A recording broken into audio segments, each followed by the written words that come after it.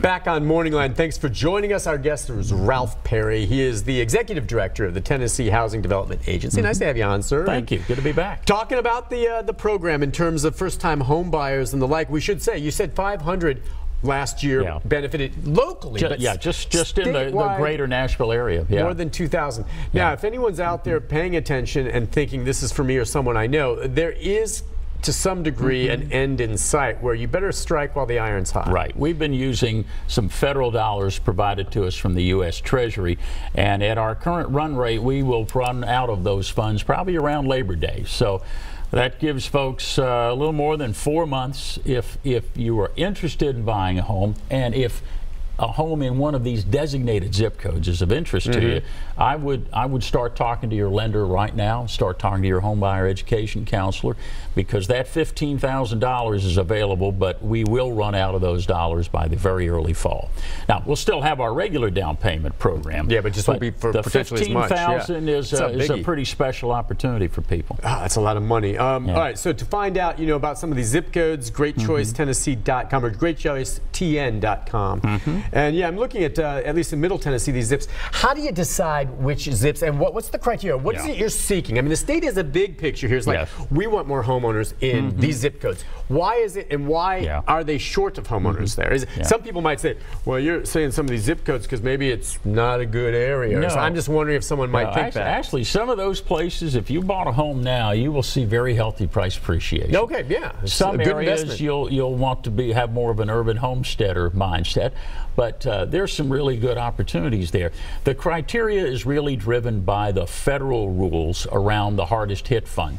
It was originally created after the financial downturn. Okay. And certain 2008, counties, 2009, all that bouncing back. Some areas were hit hard. Right. We used all our money. It kind of ran its course. We unexpectedly got an additional appropriation from this.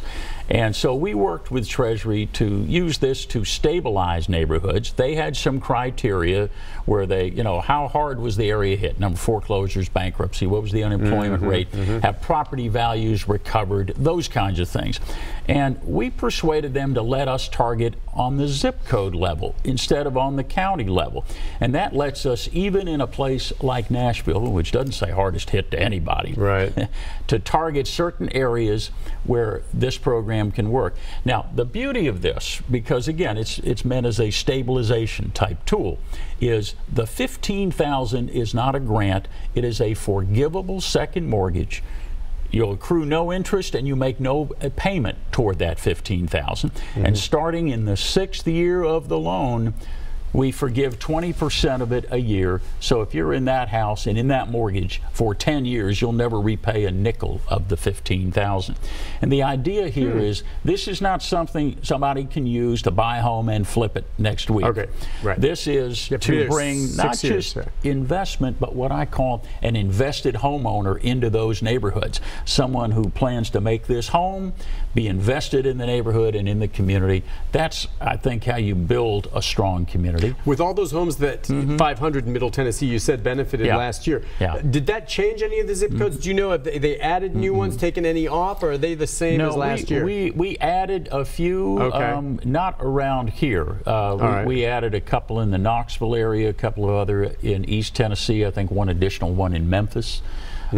It's a Treasury formula driven thing. They have been great to work with. I don't think they let any other state target on the zip code level, but we felt that made more sense than going off the 2009 list of counties. Right. And it's been very, very effective. Almost everywhere where we have offered it, we've seen a real spike in loan production. I mean, Clarksville, Robertson County, the Springfield area, we probably did 3 times as many mortgages last year than we normally would. Down in Rutherford County, we were up 33%. Up in Sumner County, we were up by 25%. Statewide, we were up 44%. That's really encouraging stuff. We're a small part of the overall mortgage market, but when you look at the subset of first-time home buyers of modest middle income, we're a big part of that market. And I'm confident that the product that we offer puts home ownership a lot closer to people than they might imagine. Yeah, that's the American dream, right? To get a home, and some people don't think they can do it. This might be your chance. Let's go to Tim. Tim, good morning. Good morning. Hi. I have a question. On a modular home, does it have to be on a permanent foundation for that? Yes, sir, it does. It does? Okay, so it's just like a FHA loan then, right? Pretty much, yeah. The same kind of things around modular and manufactured housing apply. Okay, we went through an FHA and we had some medical problems and we lost our place, so we'd be the second. I guess this would be the second place we're trying to buy. We're fixing to go to the bank. Yeah. We got a car payment coming off of us next year, and we're sort of waiting on it to come off, so there is still something out there for the second-time buyer, right? Yeah, well, if has it been more than 3 years since you own that home, Tim? Yes. Well, then technically, 8, 9 maybe. Yeah, well, if you haven't owned a home in the last 3 years, technically you're a first-time home buyer again. So ask your lender about the Great Choice mortgages. You may find that that you qualify for this. All right. Well, I appreciate your time, and thank you. Thank you. And I'm glad you brought that up. I was asking criteria before about townhouses, condos. Again, a lot of people in single wides or double wides. What he meant, it has to be set in a foundation. Right, right. There's some very good product out there that manufactured housing. Right. And in some cases, once it's on the land, you can't even tell that it's not stick built. We can finance those things if you're an eligible borrower, but we want to see it affixed to the property. Yeah, not something that you would be like a mobile somehow or along those lines. Yeah. Okay, and you talk about seeking out the bank. Now, what kind of role do the realtors play? I mean, you hire a realtor and they're there to sell. Well, not necessarily sell. You could hire a realtor to find you a house if you're a first-time buyer. How schooled are they on this? Well, we work very closely with realtors. We do ongoing education sessions for them. You know, one thing that I found when I became executive director a little more than 5 years ago is that nobody really knows what we do. Sometimes you're in a government agency and you assume just everybody knows. But it was a pleasant surprise to realtors who are going, so 90,000 and I can help that client and put them in your product.